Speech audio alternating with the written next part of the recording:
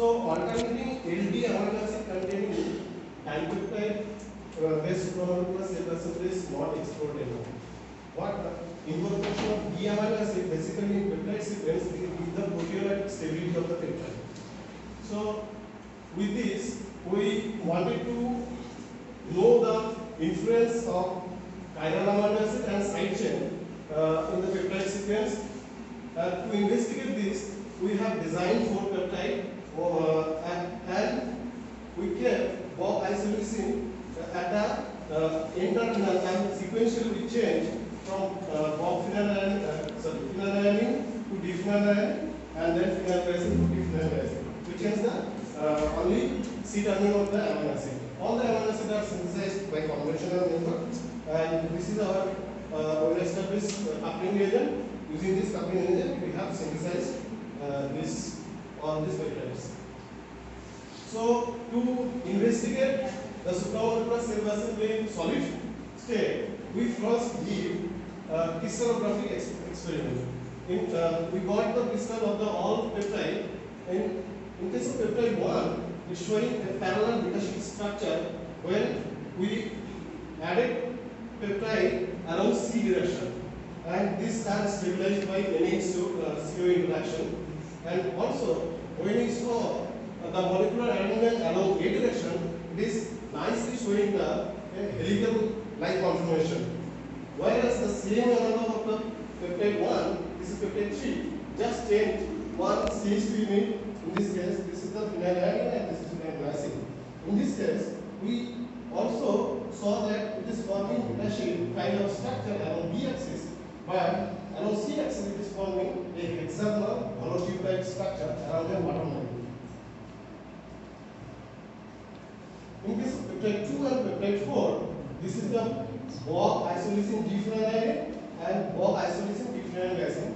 Both the peptide is showing a discrete double helix-like architecture along this one B axis and this one is along V axis. Both are V axis, and these are stabilized by some kind of CHO and CHCO interaction.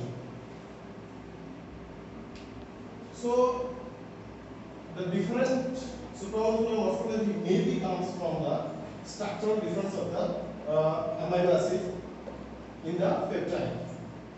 In this peptide 1, we see the Bob isoleucine L-phenylalanine ring. This aromatic ring is attached to the C alpha carbon with through a extra-methylene unit, whereas in case of peptide 3, the same analog, it has one methylene unit less. So it offers more state crowding in this case. So backbone is a little bit more elongated here. But in both these cases, the side chain is flanking in the same direction. So backbone is almost similar. Maybe for this reason, this both peptide is coming similar kind of structure in solid state. We also this conformation study. For conformation study, peptide 1 is showing 2 positive photon effect, whereas the reverse case is observed in case of peptide 2. Peptide 3 also showing 2 positive photon effect, whereas the reverse case is showing for peptide 4.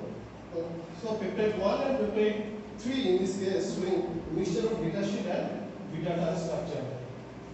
We did also morphology study through efficient study. We prepared the sample in acetonitrile water medium and we incubated in body temperature for 7 days, and we saw that in case of peptide 1 it is showing a helical ribbon-like structure, whereas the same analog, just 1 methylene less, is showing a hollow nanotube-like structure. In case of both peptide 2 and peptide 4, it is showing almost similar kind of narrow rod-like structure. So in summary, we have successfully obtained the supramolecular cell assembly of alternating LL and ND amino acid containing dipeptide both in crystalline and solution state, and we comprise their structure, and maybe this kind of comparative study helpful for design novel peptide mimetics and it can have application in biomedical.